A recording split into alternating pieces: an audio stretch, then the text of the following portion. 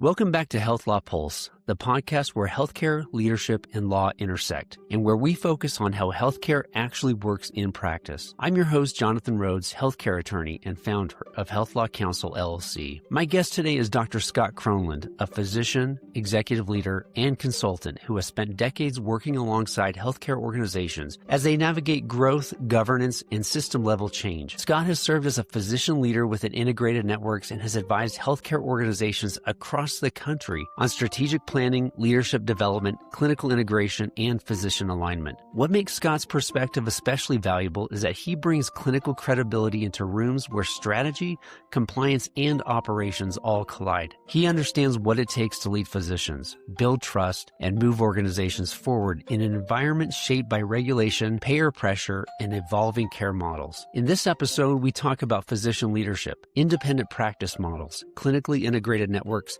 value-based care, and how thoughtful governance and alignment can help organizations manage risk while staying focused on patient care. This isn't theory. It's not a compliance lecture. It's a practical conversation about leadership, structure, and decision-making in today's healthcare landscape. This is Health Law Pulse.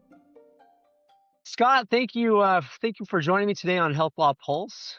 Really appreciate your time. I know you've got a lot going on, and I was very excited that you had accepted my invitation to come here and talk to me, just because of your great background, your vast experience in some of the topics we'll be discussing today. So thank you very much for chatting.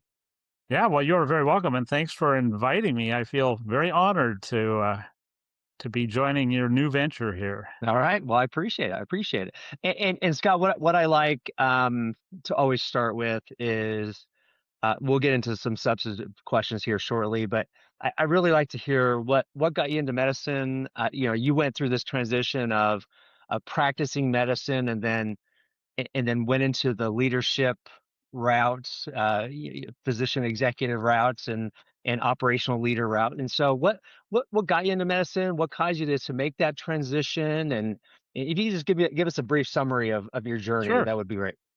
Oh wow, my journey goes back a long ways to my ninth grade year in junior high school. Okay.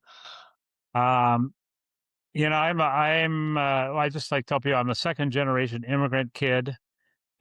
My family we're not from a long history of academics and whatever. And but I had a health teacher who along the way showed some video movies. They were movies at the time, but showed videos of some biomedical engineers. Okay.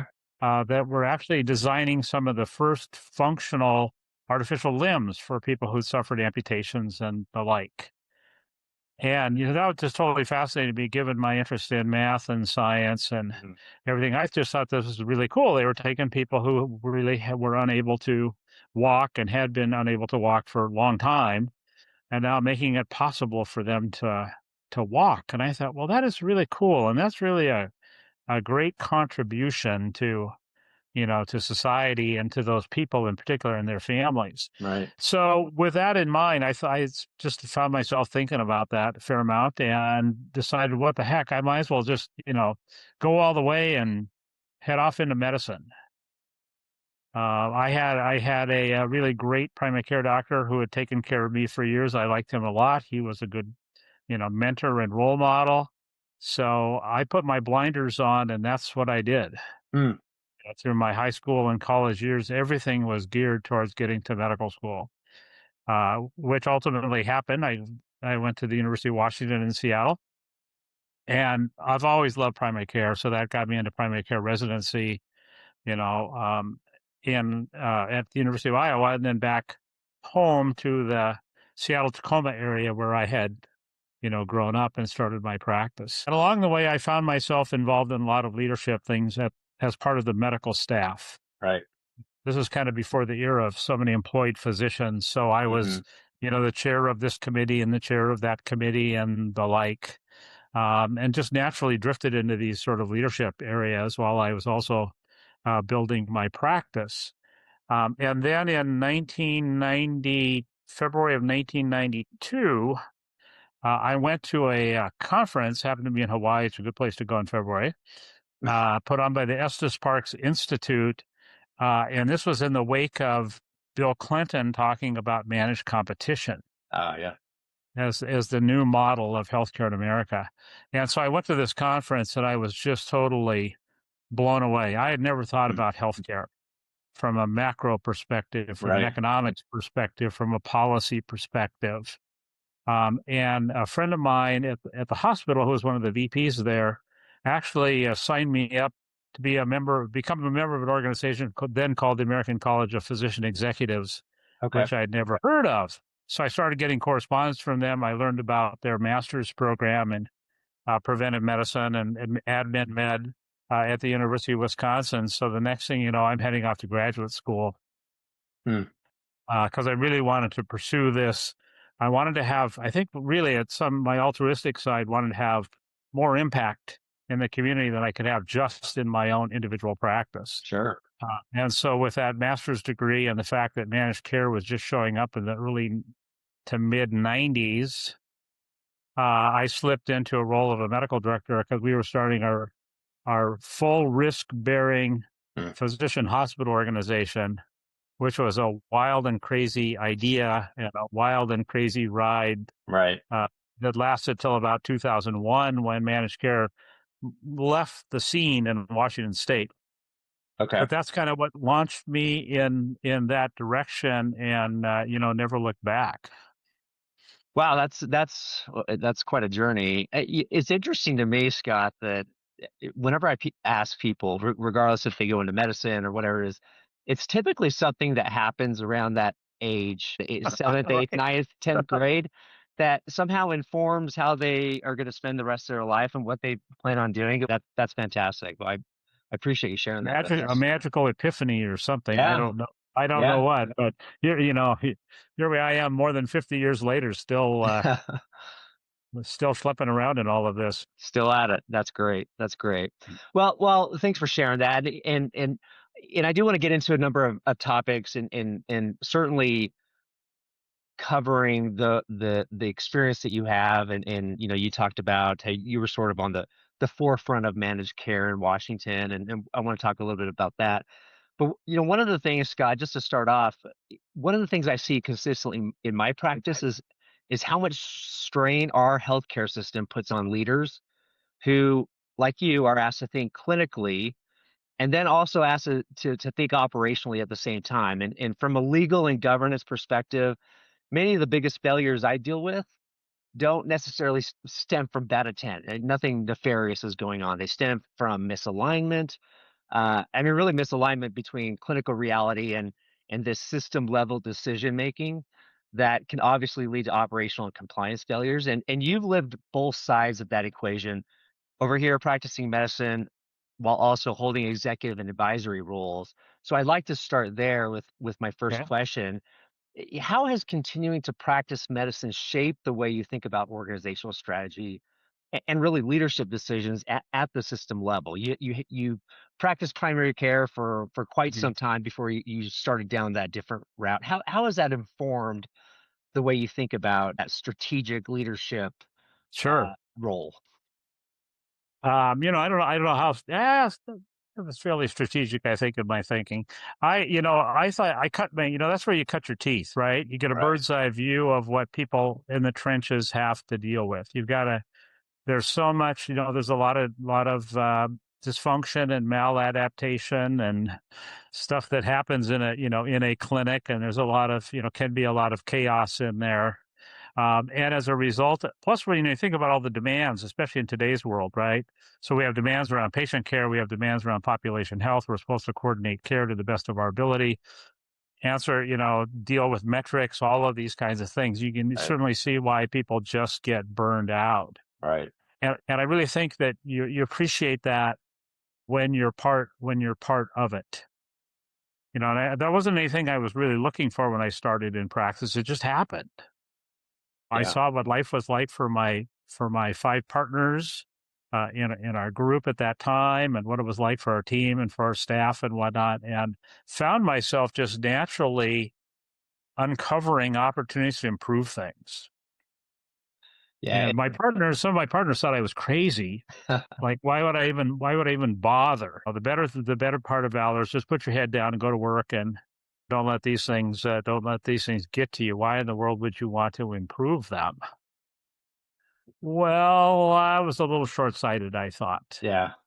But nonetheless, that's what I started doing, and they didn't get in my way. That was the good news. I started changing all kinds of workflows and things in the office, and I think in many ways they benefited from some of those changes, even if I'm not Sure. sure they ever really uh, They still thought acknowledged that. they still thought you were crazy, huh? They still thought I was crazy. Yep. There's always, I've always been a person that there's always a better mousetrap that can be built, right? Sure.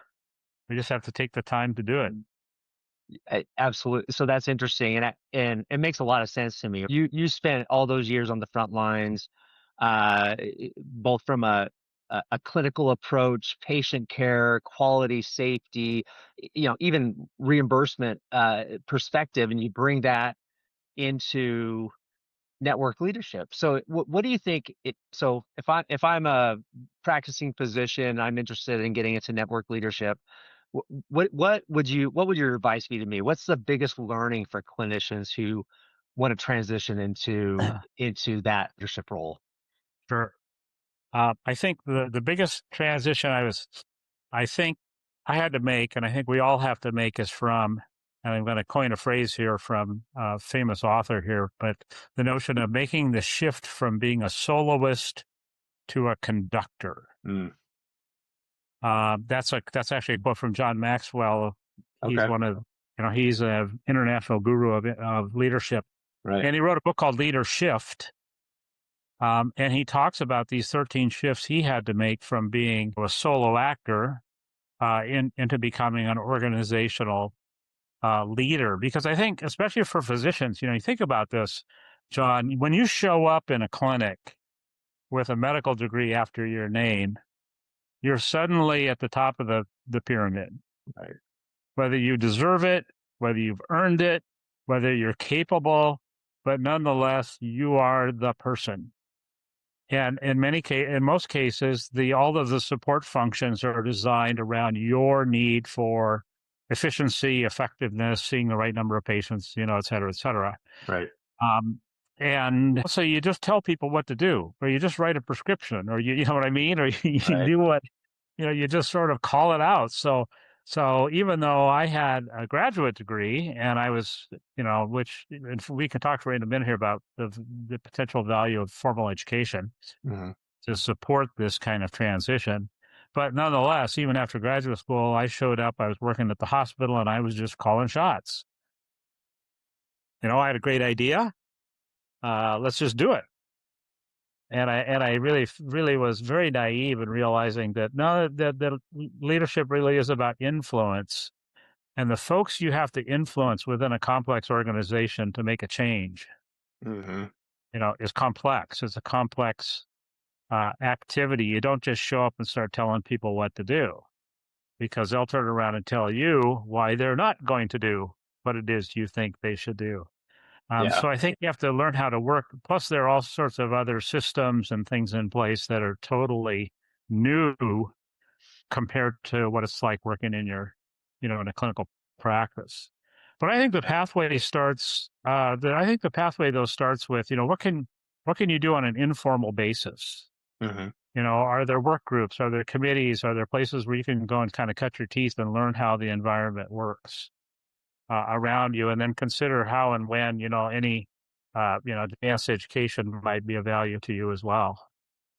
Yeah, Scott, I love that conductor analogy because I've talked about this before, where you're right. You have you take your leadership team at a group or a health system, and you have folks from all different service lines. You have folks from different support areas. You have compliance, you have legal, you have clinical, patient safety, revenue management, whatever the case may be, all have their own interests in mind, but also the health system's interests in mind. But at the same time, sometimes those interests compete with each other, and there's some tension there. So your thought about you really got, I mean, as part of leadership, and being a conductor and you having the experience of that frontline patient care, or any physician executive is really important. What do you think? You talk a little bit about sort of the formal education and making that transition, which I can absolutely see the value of. The other piece to that, what do you think that the clinical credibility or your clinical acumen affects? How does that affect your ability to lead system level change? Sure. Well, it's interesting. I guesstimate that somewhere in my full-time clinical world time, I probably had 50 to 60,000 individual and patient engagements. Oh, wow. Which I thought gave me a pretty good feel, big variety of things. Right. Had to deal with a whole variety of situations. But it's interesting, John. I don't. That's a good question because I don't. I don't think I was ever asked along the way, no matter where I've been in my career. Nobody's asked me how many patients did I see. What I think happens as a result of that, it just comes out of you. It's in your language. It's in your confidence. It's in how you smile and nod, Right. with people around and endorsing their, experiences. And you really don't have to flaunt it or anything. Somehow it just sort of magically kind of happens because you've been there. Right. And Right. and actually, I get concerned about young physicians who are jumping right out of their medical training and heading off into their, business training. At the end of the day, without really stopping in between to really gain some boots on the ground experience. I mean, that's my personal bias. Sure. And I think there's a lot of really smart people out there, but I think you got to get some street cred. And I don't think residency training, no matter how much clinical experience you have in residency, is a substitute of being out there making decisions on your own. Mm-hmm. Because what I found with other physicians, other more seasoned physicians, I was respected because, number one, we've had the same training experience, right? Maybe in a different location, but we all kind of get the deal. We've all been to medical school. We've all done the residency thing. Right. But sometimes I would have to mention that I'd been in practice, but most of the time I never did, because I really do think it was just part of how I came across to them, whether it was intentional on my part, or not. It kind of just happened. Right. Right. Oh, very interesting. Very interesting. So, Scott, I kind of want to shift a little bit. This has been a great discussion thus far to independent physician associations. And so I spent a lot of time advising independent physicians, and they feel like they're caught between two extremes. One hand, there's a desire for total independence. The other hand, there's increasing regulatory burden, and there's this desire for just practice medicine and have the full employment. But with that, there's to a certain extent a loss of autonomy. And so IPAs, I think, often get positioned as a middle ground. And I know that anytime you put the words independent physicians and standardization in a sentence, there's a good story coming. I'm sure you have several of those. But but from where I sit, IPAs today feel, and you tell me if you feel differently, but they feel very differently than they did even a decade ago, maybe 10, 15 years ago. And not just in scale, but sophistication and regulatory expectations. And you were deeply involved in growing Northwest Physician Network, which was an IPA. So you've seen this evolution firsthand. In fact, you helped grow NPN during a period when IPAs were becoming far more sophisticated from a compliance standpoint and a contracting standpoint. So I guess my question is, what opportunities do IPAs offer physicians today that maybe didn't exist 10, 15 years ago? How's it changed Sure. in the last decade and a half? Yeah. Well, let me start with a couple of my philosophy about, IPAs and practices. Yes, we wanted our physicians to focus on being the best physicians they could be. Right. And ultimately, we grew beyond physicians to have nurse practitioners and PAs and lots of other, medical clinicians who were part of our deal. But what I really learned along the way with all of the demands around quality measurement, population health, care coordination, all these things that are part of the marketplace today, are the things that really either confuse or put a lot of burden on practicing physicians, particularly in primary care, who want to focus on patients. Because after all, we were trained in disease care. We may call it healthcare, and certainly we all, I think, as a primary care provider, I certainly tip my hat to the whole idea of wellness. Right. And population health. I wanted my patients to get their cancer screenings at the appropriate time, or, their immunizations or whatever it may be. But what I discovered along the way, and I got that good traction around this with our providers, that I started differentiating provider work from provider endorsed work. In the sense of, so what are the only, as a medical provider, what are the things only you can do? Whether that's from training, experience, licensure, right. Whatever it may be. There are certain things that require, a clinical degree, clinical license, et cetera. And certainly a large amount of responsibility that goes along with that, around making actual clinical decisions, on behalf of your patients. And then there's other stuff called physician endorsed work, because we would all nod our heads that, we want our patients to get their cancer screening. We want them to get well, like I mentioned. We want them to get their immunizations or whatever it may be. But what I learned was that second piece was the part that was burning people out. Okay. And if you're in a small private practice, you don't have the financial resources to be able to do all that easily, right? Right. And back in the day, we were doing stuff with Microsoft Access and Windows 97 environment. Right. We had to bootstrap stuff together because that's as good as it got in the day. So move the clock forward. Now we have an IPA serving as what I would call an aggregator. Okay. So we, as an aggregator at NPN, we were able to help build all of those support systems to try to remove as much of that physician endorsed work off the backs of the providers. And so so that means if I have a list of all of your patients under contract with us who are between the ages of X and Y and of a specific gender, why don't you let my team call those people and see if we can't get them scheduled for their fill in the blank. Or let me work with your team at your office if that's how you would like to do it. So together we can contact these patients on your behalf. And all I need from you as a provider is the ability to bring those stubborn patients in front of you, so you can help intervene. And so that led us down this whole trail of, pursuing, clinical integration, however one wants to define it.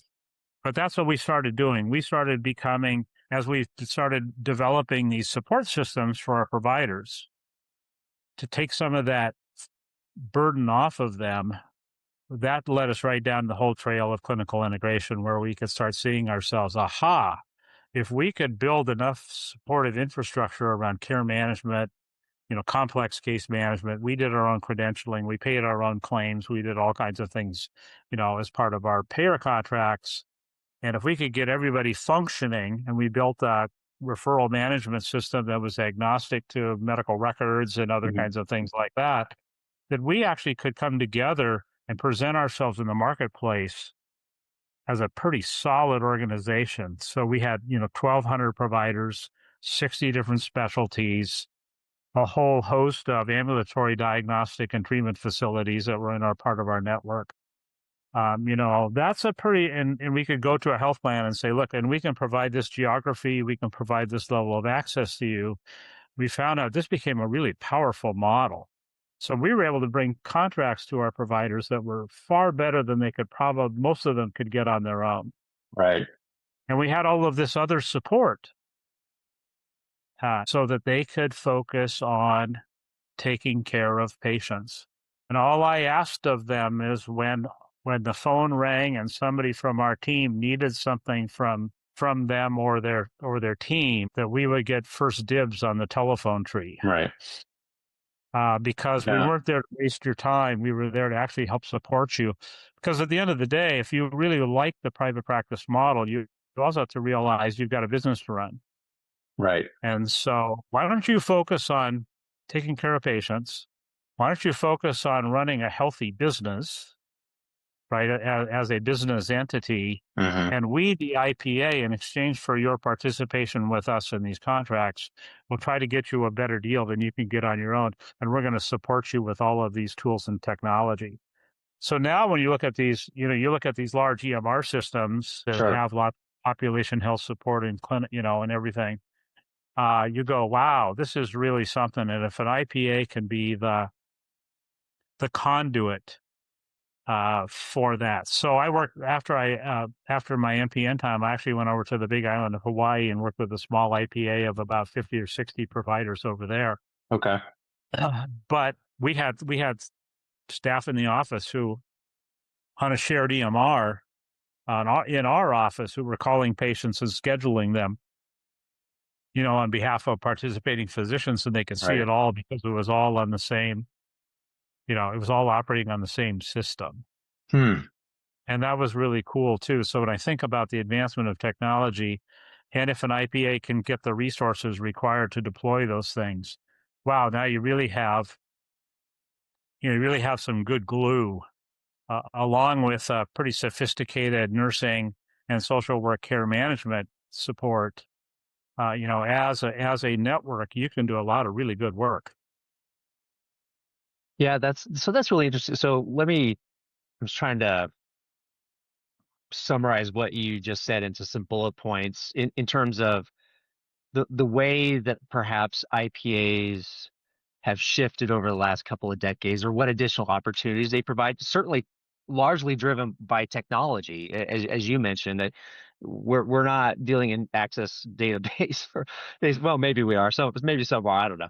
But there are certainly better technology tools that allow an IPA to provide better support services to contracted provider groups.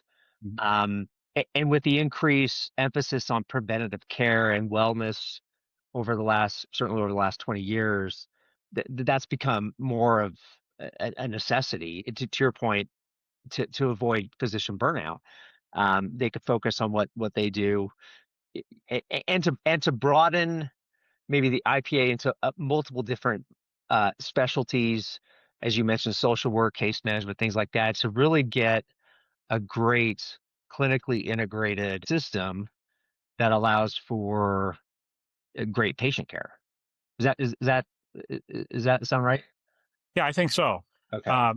Yeah, because I think there's a bit of your brother mentioned this actually when you were chatting with him about the notion of, how interested are primary care doctors in all of this other stuff. Right.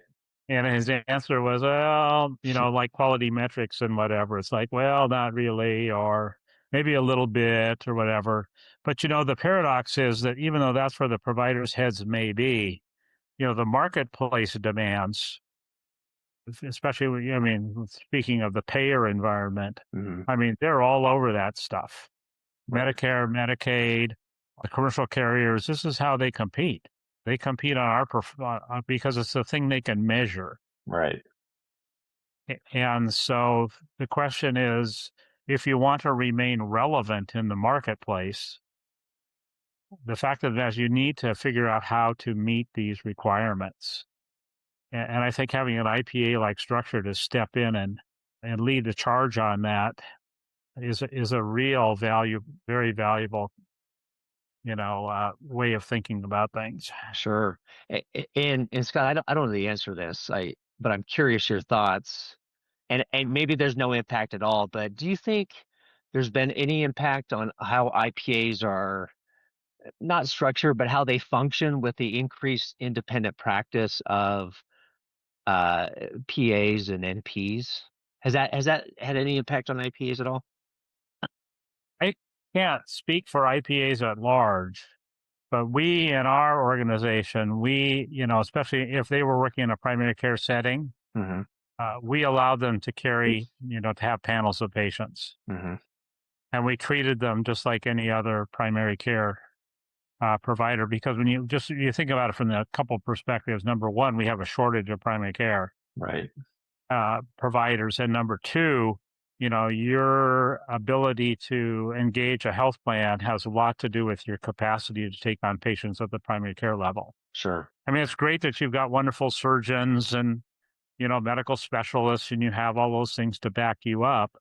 But at the end of the day, it's about that tight connection of, patient to primary care. Right. And so trying to create as much capacity as we could in the primary care space was a really, was a prime objective. Sure.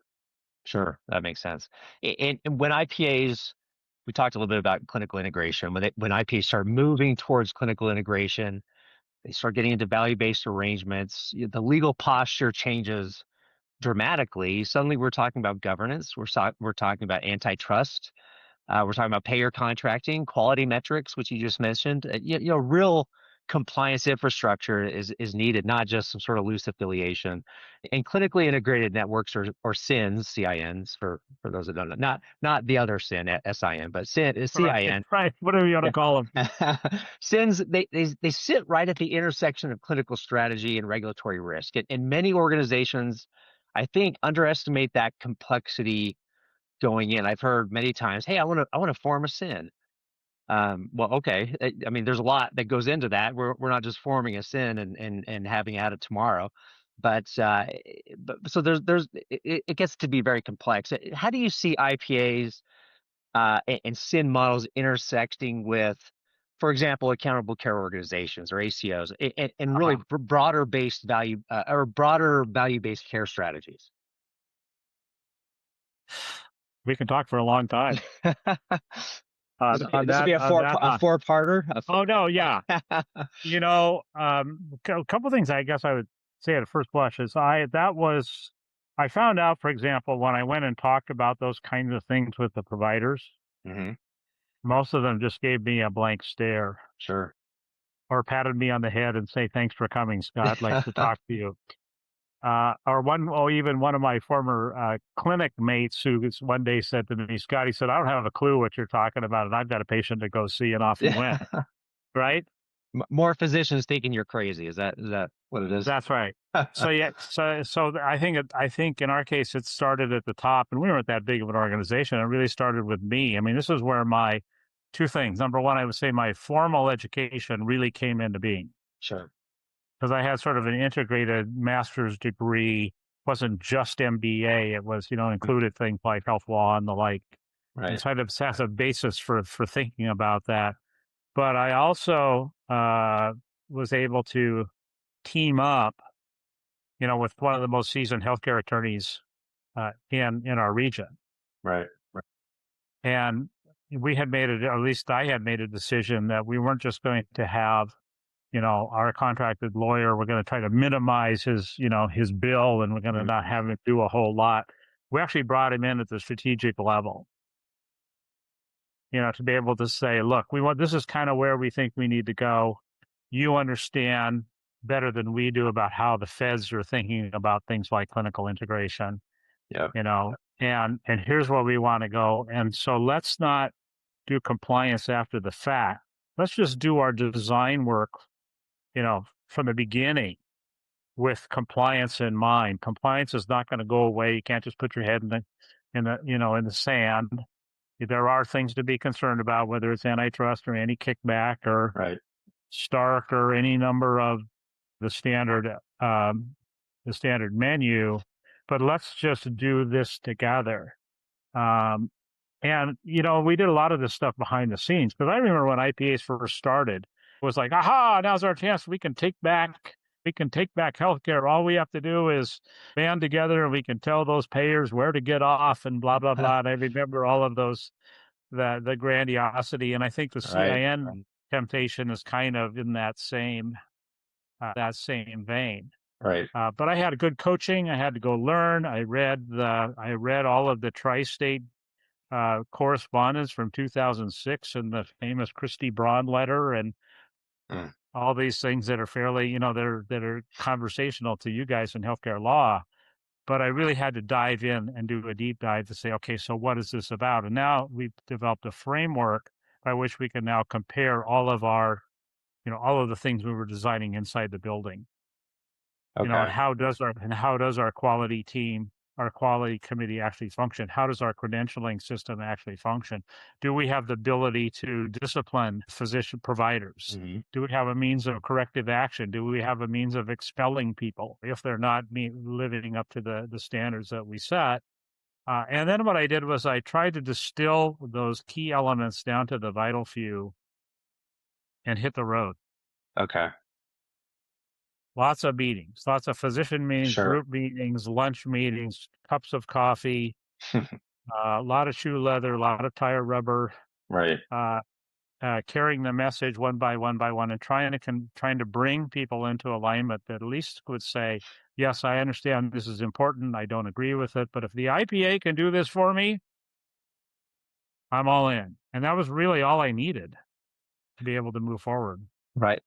So one thing that I would just want to call out that you said, which I absolutely love, and I preached this a number of times, bringing legal or compliance in at the strategic level as you are thinking about how do you form this sin, or and really it's not limited to sins, right? It's any venture, any healthcare venture, any business venture, because it helps. I think it's more efficient. It helps form that path, or help the other people in that work group think about what is the most efficient, right way to create what we're trying to create within the right framework, as opposed to after the fact. Here's what we created. What do you think? And and then sort of going back and retooling things. And so I love that. I think that's hopefully the bill wasn't too big, but I love the fact that that Yeah. that you did that, because I think that is, it seems like you would agree with that, that is just a far better approach in handling these sort of arrangements and ventures. Well, here's what I ultimately thought about that. The fees are the fees, and they are what they are, right? We all work for a living, but the real point was that I always wanted to engage the attorney on the front end that I was going to ask to defend me on the back end. Sure. And the fact of the matter is, we almost never had to defend ourselves on the back end because we thought about it. But even think about things like physician incentive programs, Right. especially when you're dealing with federal contracts, because most of our contracts were in the Medicare Advantage and Medicaid world. Yep. People get concerned about what are you incentivizing and how do those work? And, that's just one example of where you really want to have, some learned partners going down the road with you. So anyway, yeah. Well, it adds that's my commercial for your practice. Yeah, well, I appreciate that. It adds an entirely different layer, and if not multiple layers of complexity to it. You mentioned the physician incentive piece, which is a really great example of that, how that really just adds a lot of complexity to the arrangement. Just briefly on that point, in your experience, what's worked best? I'm just thinking physician engagement or APP engagement. What's worked best to maintain that engagement while meeting? I mean, obviously the SIN has clinical goals, the SIN has financial goals. What has worked best, or what's the first thing that comes to mind when you think of physician engagement and trying to achieve both of those goals? First of all, I go back to that very thing we talked about a long time ago about the notion about provider work and provider endorsed work. Okay. And I work really hard to try to get their head nodding up and down that this is worthwhile, and that we were going to do everything we could on their behalf. So it was always presented as sort of a value add. We also engaged though their staff, their teams on multiple levels. So we had practice administrators talking with practice administrators. And we connected at the practice administrator level, at the clinical staff level, at the referral coordinator level, at the whatever. We had people within our IPA structure whose job it was to connect. So it wasn't just dependent upon the provider at the top of the heap to make sure all this was happening. Right. So we had multiple means of engaging. We had, lunch meetings for managers or whatever. We had quarterly provider meetings. But by and large, I personally, and maybe this is just my personality, I personally found means to connect with these physicians face to face as much as I possibly could. Okay. To keep the face of the IPA in their consciousness, but to really begin to see me and the team that was working for me as a real asset. So then if I had to ask them to do something that was kind of, oh, you got to be kidding, the eye rolling requests, that you Right. get sometimes. We worked very hard to minimize those requests to make sure that they were on point. And as a matter of fact, we had the solution available but this is what we need from you right now at this point in time. Right. I know this probably irritates the bejesus out of you, but you know what? This is what I need from you. So it was that constant of of being in their presence, being in their consciousness. Because after all, even in our more robust primary care practices, our contracted patients may have account for 15% of their practice. Mm-hmm. They have 85% with some other payer arrangement, who, of course, is also tugging at their pant cuff to do something for them. And I always wanted to be number one. Yep. And the other thing we did too is we tried to make all of our services as the highest level we could, somewhat payer agnostic, Mm-hmm. so that you're not thinking about, oh, this is an IPA patient, I need to behave differently, think differently Right. than I do for some other patient. And and our case managers were really good. They know all the case managers for all the other health plans. So if you called with a problem you couldn't solve, they would know who to talk to. And so we really worked hard again to be an advocate for their practice, not just necessarily, another healthcare contract. Right. Yeah, that makes sense. Well, great. So Scott, one sort of shifting gears a little bit. One area where I see enormous opportunity and real risk is in health-related social needs and behavioral health integration. Hmm. You hear a lot about social determinants of health related social needs, and really regulators, payers, accrediting bodies, they're all pushing in this direction. The operational and compliance infrastructure often lags behind that aspiration. I think I've been Mhm. part of a number of organizations that have tried to go down this route. It's not easy. You've worked in environments where these programs weren't just discussed but actually implemented, and I'd love to get your thoughts on this topic. It's really an important topic to systems, groups, payers, really all sort of service lines everywhere. So what have you seen work well when organizations try to address, and I'll just call it HRSN, or we call SDOH, whatever we want to call it, or Is that right? behavioral health at a network or a system level? What have you seen work well? Oh, wow. Um, just from our IPA perspective, this came along. We actually hired a master's prepared therapist to become our behavioral health care manager. Okay.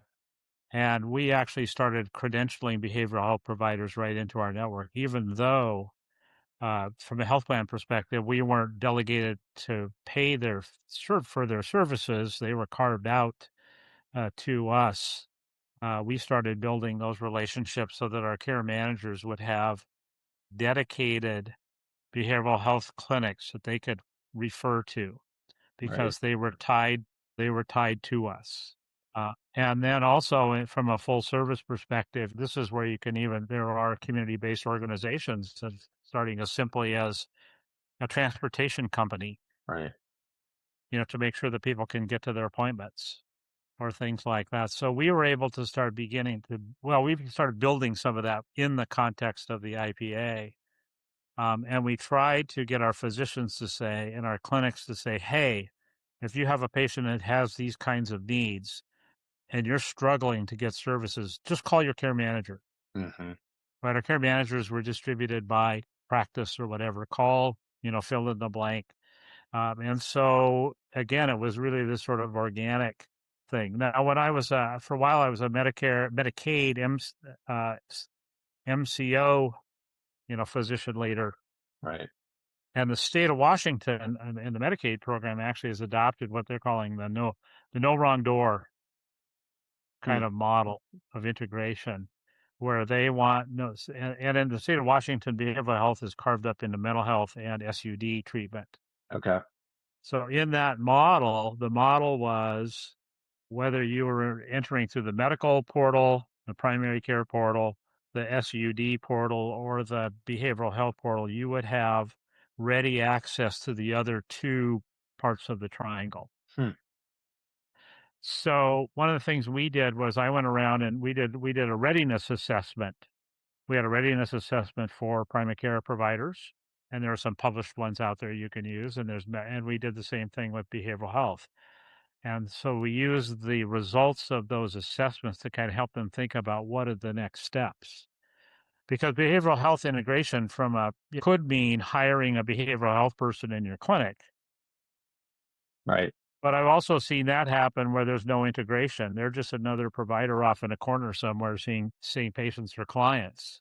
Right. The others could be, we had one practice I think about that had a big behavioral health clinic right across the street. Okay, from each other. Well, we don't have to hire anybody. We'll just put a care plan together, a shared care plan between us about how we're going to move people back and forth. Right. So I've seen lots and lots of versions of this, many of which have been wildly successful, and a lot of them have not been. Because it's tough. There are different practices. But the state model has been pretty well adopted, and it's expanded outside of the Medicaid world. So what I would do personally in that model, I would just simply put health-related social needs as one of the nodes of that ecosystem. Right. And again, this is all about relationships, relationships, relationships. And I think from a legal standpoint or how you tie people together, it really a lot of this too is how you construct your network participation agreements to make it clear that there's a value prop for both parties by entering into this relationship together. Yeah. So it's a great, and I was just going to ask you about that. You kind of address it there. So when I think of this question, you could put it into two different buckets. There's the behavioral health piece, which there's certainly a clinical aspect to that. And I'm not saying there isn't a clinical aspect to HRSN or SDOH. It certainly is, and that's sort of what the common understanding is that our whole health has more to do with just many different components of our life than the symptoms we may be experiencing at the moment. And so that's where I think you just mentioned the relationships become such an important piece of this. And you're part of an IPA, or you're part of a system or a network that is trying to implement or integrate a behavioral health piece or an HRSN piece to their program, it can easily, well, first of all, it can create compliance liabilities potentially. It can also become an unfunded mandate, which is another separate issue. Right. So that a totally different issue, but ensuring that your example of having the behavioral health clinic across the street and having some sort of relationship with them, obviously that has to be structured in a certain way that meets the right compliance and legal framework. The community-based organizations, you may have some other partnerships, but part of this is trying to get the patients the assistance they need, whether it's behavioral health, whether it's mental health or food security or housing or whatever the case may be. Any other thoughts in terms of trying to manage those compliance liabilities? I mean, you brought up a great one, which is ensuring that you got it on paper. Your network arrangements are such that they meet whatever the applicable requirements are for that type of relationship. I think, I say too, measurables, right? Right. What are the, I remember in some ACO work that I was doing where we were working with, a post-acute network of providers, whether they be, rehab Mm-hmm. facilities or skilled nursing facilities or the like. And we built quite an infrastructure to support that. I mean, we had steering committees, we had metrics, Mm-hmm. we had report cards, we had clinical cross training, we had all kinds of things going on there to make sure that post acute network was meeting our requirements. And the same could be true around any sort of community-based organization. How quickly can you process a referral? What does your assessment look like? What's your engagement rate? All these kind of things. So you can create some metrics in the context of whether you call it a quality committee or a joint operating committee, a JOC kind of model. Mm-hmm. There are a lot of ways you can bring those people in. But I think that the real challenge in this is the risk of the baby with the bathwater. Mm-hmm. When the administrative and legal and compliance requirements become so big, and people kind of lose sight of the fact that I'm not sure there's good juice for this squeeze, the Right. answer you'll get is never mind. Right. So again, I think this is where the aggregator has an opportunity and a responsibility to to really carefully manage the detailed stuff on behalf of the providers, but make sure that you've engaged the providers where you really need them to engage, Sure. and not try to overwhelm them with things they would consider minutia, Right. which you and I know could be fundamentally very important, Right. but just not very interesting. Yep. Yeah. Very interesting. Excellent. Well, Scott, I'm going to leave you with this last topic here. It's really pertaining to the kind of the future or trends with respect to population health, the future of care delivery. And as a healthcare lawyer, one of my biggest concerns is that organizations sometimes mistake compliance for strategy. Reacting to rules. We talked a little bit about this earlier. Instead of designing systems that can absorb the inevitable change, population health, care coordination, network-based delivery models, all of which have their own, as you know, unique legal issues. But they're ultimately leadership questions. And when I talk with healthcare leaders, population health and care coordination, it comes up all the time. Usually followed by the phrase, we know we need to do this better, and then followed by a deep sigh. But you've had a front row seat to how these models evolve and have evolved in the real world. So what trends do you see that have the biggest implications for clinical leaders and Uh-huh. compliance-minded organizations? You mean like the future, like you mean tomorrow? Yeah, tomorrow, Right? which may change the next day. I mean, I don't know. Exactly. What have you seen? I think you gotta, some ways you gotta have a little thick skin and you gotta be Yeah, flexible. Stuff just changes. sure, I mean, you think about, I'm not gonna talk about any political things or whatnot too, but you can see the impact of how one administration thinks about things and another administration thinks about another, and sure. what's CMS thinking today and whatever. So the very thing you do today may be considered a compliance foul tomorrow. You just don't know. Right. So I think you have to have a mechanism, surveillance mechanism as a leader. You got to Okay. find a way to kind of keep track of what's going on out there. And you can do that formally. You can do that through, there's like tons and tons of newsletters of various kinds. There's take your lawyer to lunch kind of things or whatever, anything Sure. along the way to I'm say, all in on that. Hey, there you take a go. lawyer to lunch. Yeah, you got me. You got me. All right, next time I'm in Denver, I'll mind. Sounds good. But see, that's number one is you just got to be vigilant because stuff changes so fast. Right. So you have to be aware. But when you think about other future trends, I mean, think about and some of these have ethical ethical things, which Mm-hmm. ultimately become, legal and compliant. So think about, I mean, where are we going to go as far as new drugs, new treatments, genetic intervention? Just reading a little while Yeah. ago about an AI-assisted robot that removed gallbladders successfully from 8 cadaveric pigs without Hmm. a human even being in the room. Wow. You think about some of those kind of Brave New World-ish things. I think we don't even know what artificial intelligence is going to do. Right. Certainly, it's going to make us smarter in some ways, but I just read just this morning, as a matter of fact, that ChatGPT has launched ChatGPT Health I saw that on the OpenAI platform. Right. on the OpenAI platform, and you can feed your medical records into that, and you can feed bio data from your Apple Watch or whatever, and somehow it's supposed to help you manage. And what about privacy? And what's the role of what about the provider-patient relationship?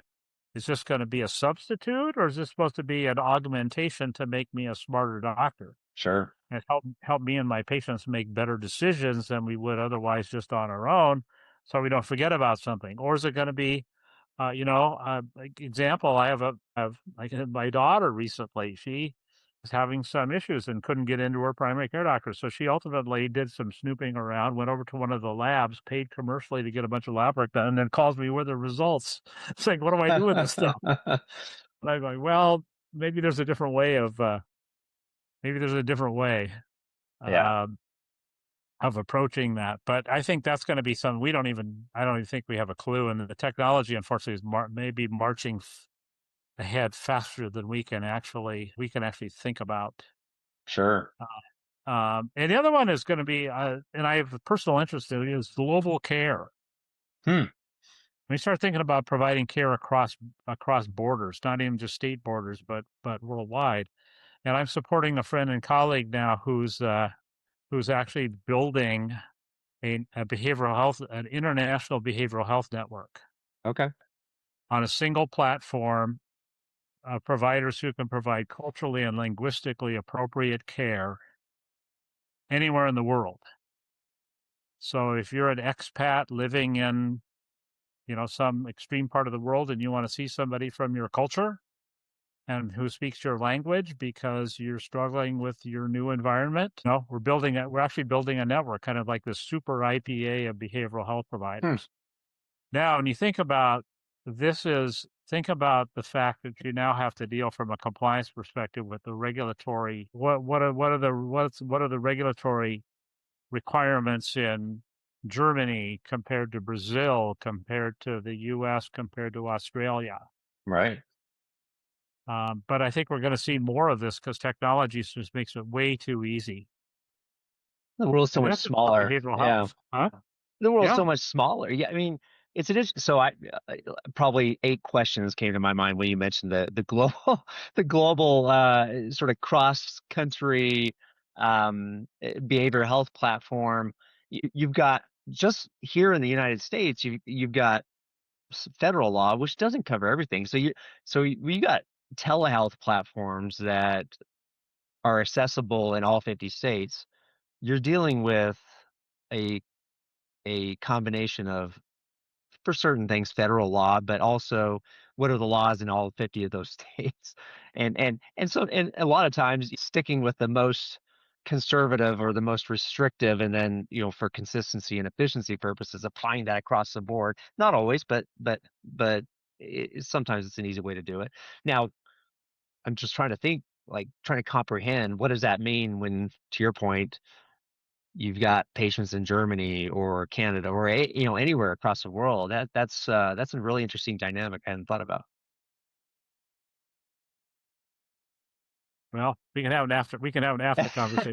That's another podcast session. Right. Oh, that's great. That's great. Well, Scott, this has been great. Again, I really appreciate your time. It's been a great conversation. We've covered a lot of ground here. We've covered everything from physician leadership, IPAs, value-based care, clinically integrated networks, the very real work of integrating behavioral health, social needs into care delivery.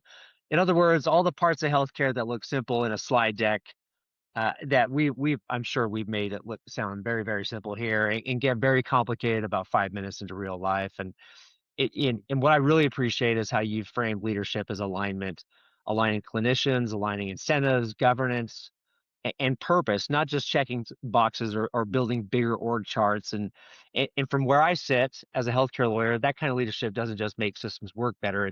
It tends to keep, you mentioned this before, people out of trouble, which everyone can agree, I think, is a win. So thanks for the insight, reminding us that when clinicians lead thoughtfully, healthcare actually gets closer to what it's supposed to be. So really appreciate your time and your insight and your expertise today. Yep, you're very welcome, and thanks for the invitation. Well, thank you, and thank you to all the listeners for joining me today on Health Law Pulse. Your participation and your listening is very much appreciated. I appreciate you tuning in. If you've enjoyed today's episode, please subscribe, Please leave a review if you liked it. Yeah, we are on YouTube, Spotify, Apple Podcasts. You can also find links to these episodes on my website, which is at www.healthlawcouncil.com. We'll be back soon with more conversations at the intersection of healthcare law, technology, and leadership. Thank you very much. Take care. Thank you for joining us today on the Health Law Pulse. This podcast has been brought to you by Health Law Council, LLC, a healthcare law firm you can rely on. For more information about the services offered by Health Law Council, LLC, visit www.healthlawcouncil.com, or you can email me at john, John, @healthlawcouncil.com.